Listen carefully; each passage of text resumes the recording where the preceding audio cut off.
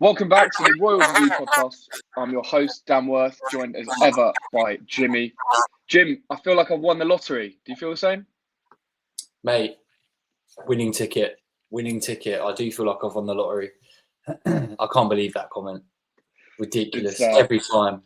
Yeah, I wonder what his own supporters think about all of that stuff, but adds a bit of fun and games to it, right? Yeah, definitely. It's an added bonus if you beat them that you get the sort of fallout from him. Hilarious. Like, he's such a strange bloke. Completely deluded. But anyway, we did win the lottery because we got a 2-1 victory over Rotherham at home at the weekend, thanks to another brace from Harvey Knibbs. What did you make, Jim, of the game? Do you think Reading deserved it, or do you think it was kind of a bit of it was kind of a bit mad, really, wasn't it?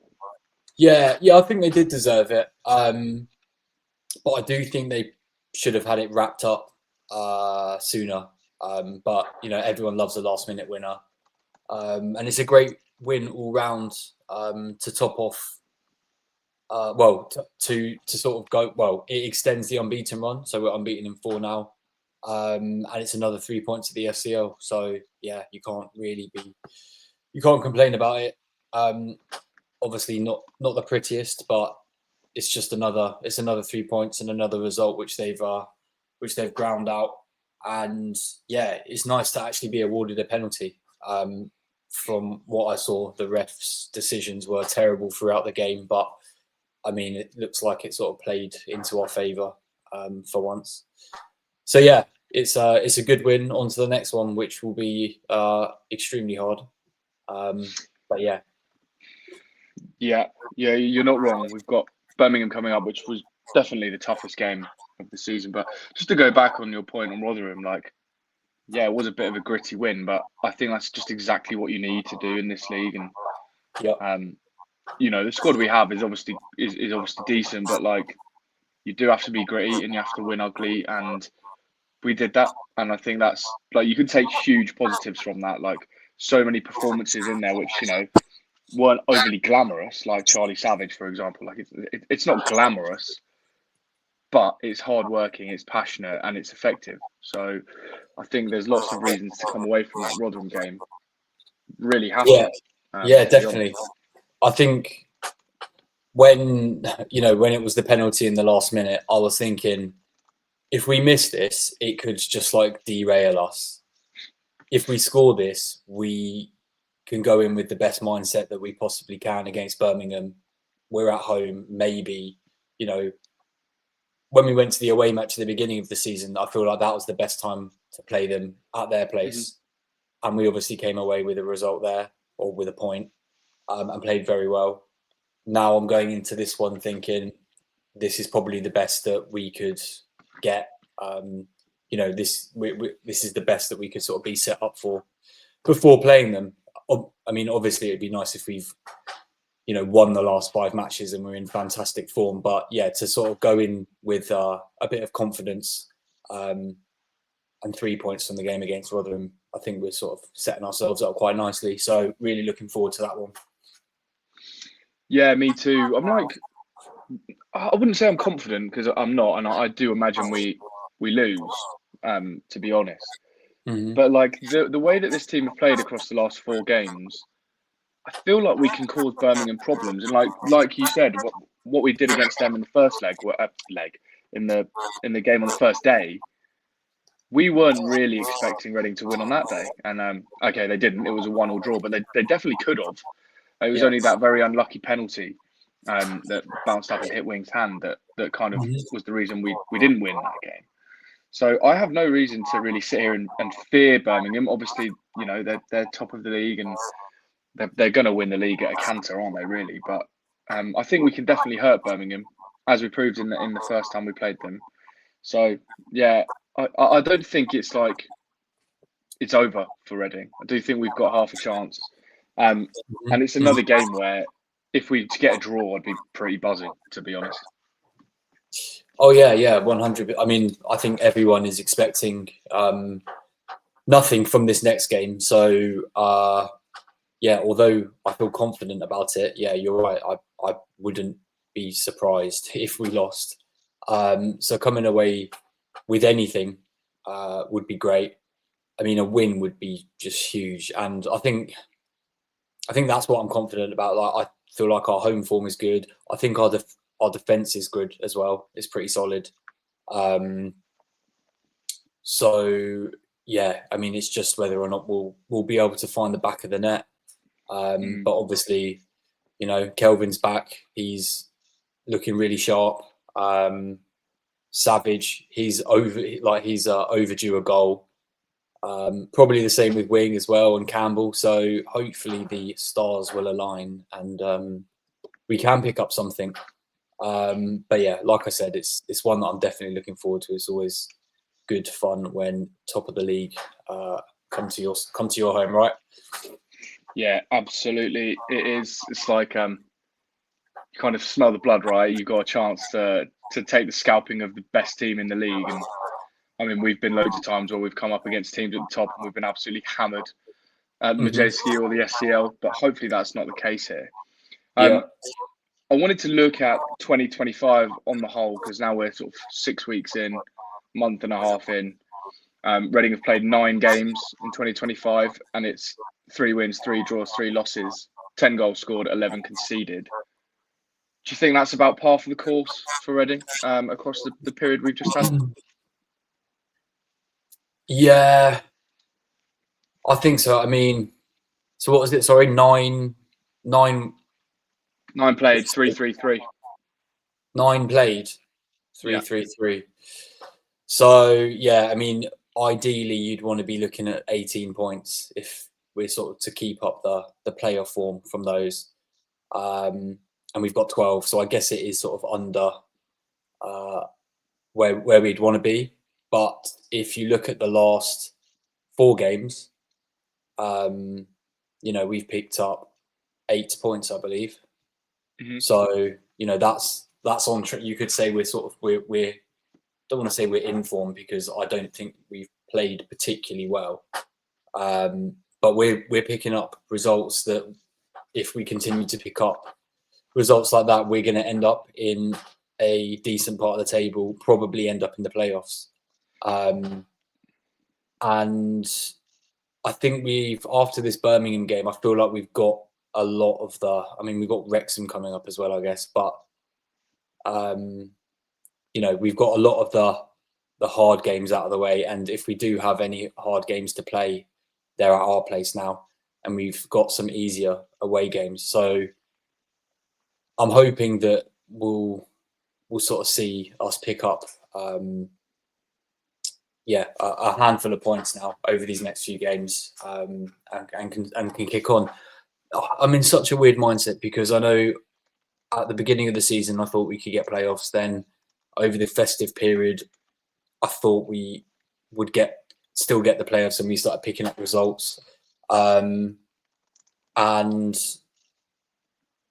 it's kind of dropped off a bit. And obviously throughout January, with, you know, losing Smith, you know, and all of like the potential of what could have happened. But now, I don't know, I feel like we've navigated quite a tough part of the season, and we've managed to pick up points. So yeah, I don't know, I'm feeling quite confident again now. Probably change my mind again when we get smacked 5-0 on the weekend, but it's quite weird, isn't it? Because like the question on 2025 is a strange one, because if you look at January, just January, you'd probably say, well, it's not great. If you look at February, you'd say, oh, that's really good. Unbeaten in Feb, 4 wins, 4 games, 2 wins, 2 draws. Only conceded 2 goals. Yeah, and they were against teams that are in a similar like position as we are. So I feel like, you know, picking up a draw against Huddersfield is much more important than picking up a draw against Cambridge United, for example. Yeah, I completely agree. If you look at February, sorry, we're third for points with 8 points. Only Birmingham and Stockport have more. Birmingham have won all 3 of their games in Feb, which, you know, I think they're unbeaten in 15 or something, but they've spent 30 plus million. You'd kind of expect them to be performing as they are, but to be honest, you'd probably even expect them to be performing better. I mean, I think they should be performing way better. I mean, they've spent more than every other team in the league combined, I'm pretty sure. Yeah. So to only be a few points ahead is, I mean, you obviously can't knock them too much. They're top of the table, and they're pretty much, well, they're definitely going to get promoted, really, aren't they? Unless something drastic happens. But yeah, I do think it does show that you don't need to go out and spend that much to win the league. Yeah, we've put in good performances against them. Hopefully, it'll be another one that's good on the weekend as well. But yeah, I guess there's no knocking them. They are a good side. They're a strong side. They're definitely the best side in the league. Yeah, for sure. For sure. Well, let's quickly talk anyway, because you mentioned it earlier, the sort of big changes that Sam Smith has departed. How do you think Reading have coped with Smith's departure? Have you been impressed by Wareham, or obviously Knibbs has chipped in with a few goals now? What do you make of it all? Yeah, I have been impressed. Obviously, it was going to be hard. Obviously, Wareham has got big boots to fill, but I think he's getting better every game. He just needs to find a consistent, he just needs to start scoring as consistent as Smith was, and then I don't think anyone will complain. We've said it since we started the podcast. There's a reason why Wareham was picked up by Chelsea. There's a reason why he's in a great academy like Reading. Like, he's got really, really high potential. So I think he just needs a run of games. I think we'll just continue to see him improve week by week. And then, just hopefully that he can sort of start finding the back of the net a bit more regularly. But since Smith's left, every time that I've watched Wareham play, I feel like he's improved. So you can't really ask for too much more, can you? No, and it's sort of what we were saying at the start of the season with some of our other younger players, that I think it's acceptable to need a few games to embed and build confidence and sort of learn, because he is a youngster, and it would be stupid really to expect him to come in immediately, score loads of goals and take straight over from Smith, who's played loads of games in League One and is sort of an experienced character there. So I think Wareham's done excellently, really. Yeah, and then I think with Knibbs as well. I mean, he's just quality, isn't he? Like, him, Smith and Wing were obviously our biggest goal threats. But I saw something earlier this week about how many braces Knibbs has scored for Reading, and it's impressive. And I guess similar to what we had and we used to discuss with when we were chatting about Sam Smith, scoring every other shot. I feel like Knibbs is he'll score, if he scores one, he'll score another that same match. Yeah. So it's good. It's good that we've got someone like Knibbsy who is a consistent goal scorer. Yeah, for sure. I mean, he's a big game player, really, isn't he?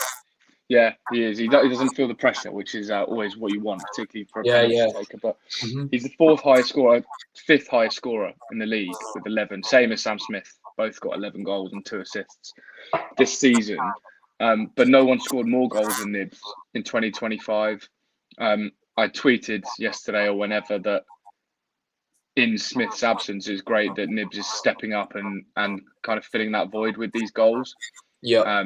Obviously, is vital to the kind of success of this team that we score those goals and don't just lose Smith and therefore don't score goals. So I'm very happy with Harvey Knibbs at the moment. I think he's been class recently, and just hope he can continue that for the rest of the season, doesn't get any knocks or anything like that, because I already know a lot of the Reading players are playing with knocks and putting themselves on the line. Like Amadou every week goes off with a broken leg, I'm sure of it.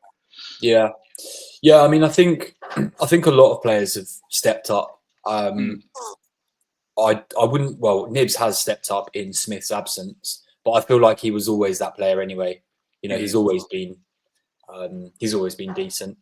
I feel like Savage has definitely upped his game. I think he's having a great season.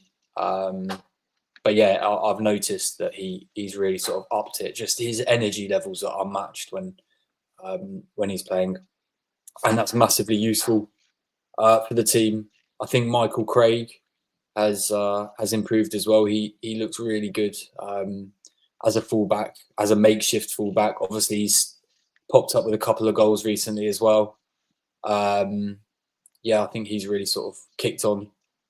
And then I can't forget about Pereira. I think he's been fantastic recently.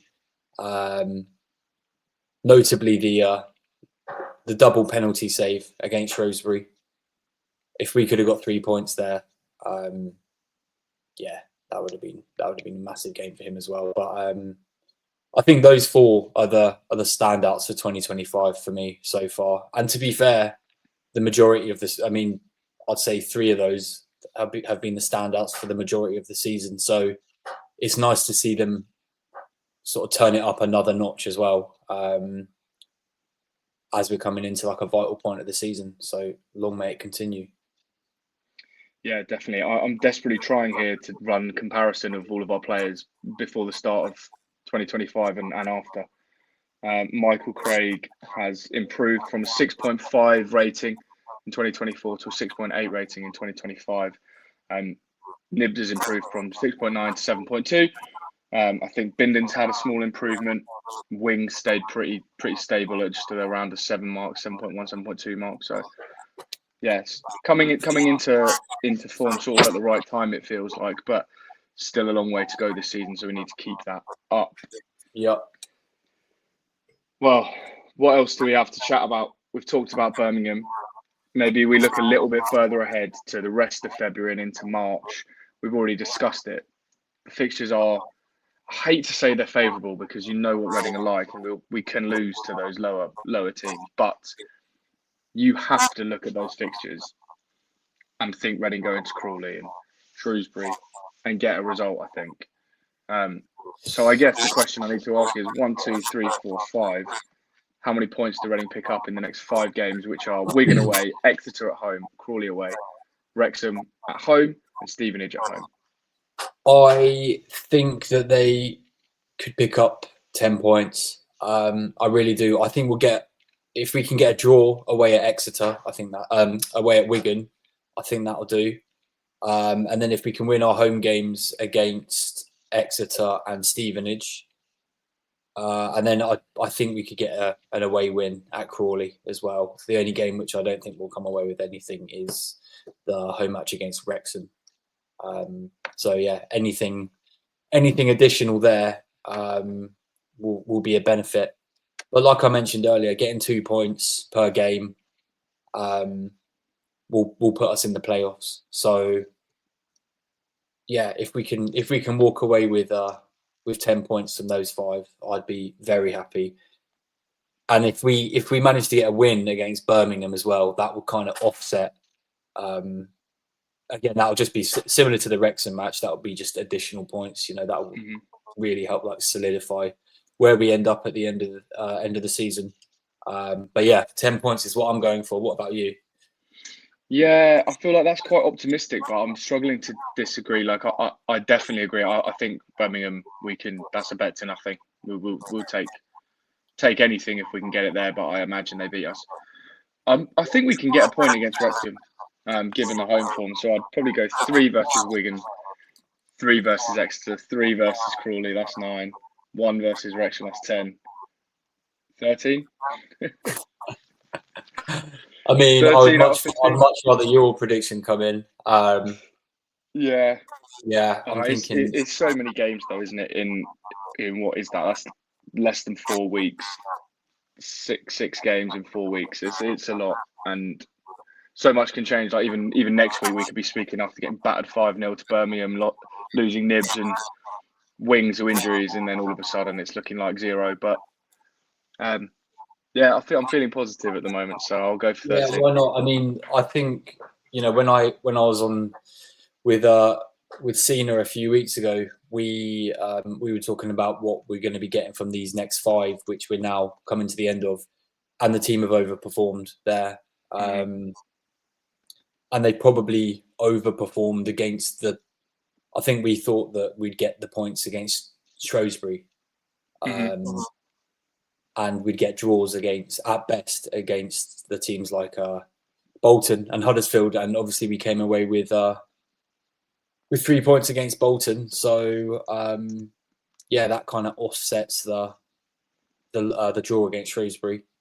So yeah, I feel like it's going to be a similar run of the games that we've just had as well. You know, there's some which are easier to win. There's one in there which is going to be really hard, and then there's others which, you know, we're going to have to try and grind out.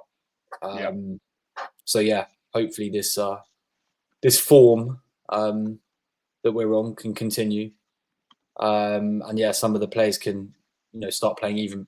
I say form, but I know we already mentioned they haven't been playing anywhere near their best. So if they can sort of turn it up a level as well, then that would be huge. For sure. Right then, before we go, give me a score prediction for Birmingham. I'm going to be optimistic, and I'm going to go. I'm going to go 1-0 Reading. Why not? Yeah, why not? It's very hard. It's very hard to call, isn't it? But again, I don't think they completely outplayed us last time, and I think Reading scored. But I'm going to go 2-1 to Birmingham. Yeah, I feel like I always go with the optimistic picks. Maybe it's time to be realistic. My last few have been pretty much spot on, I think. So I'm hoping that can continue. Yeah, maybe you're the positive omen. If you can keep getting your predictions right, then you just keep predicting us to win 1-0. I'm fine with that. Yeah, exactly. Cool.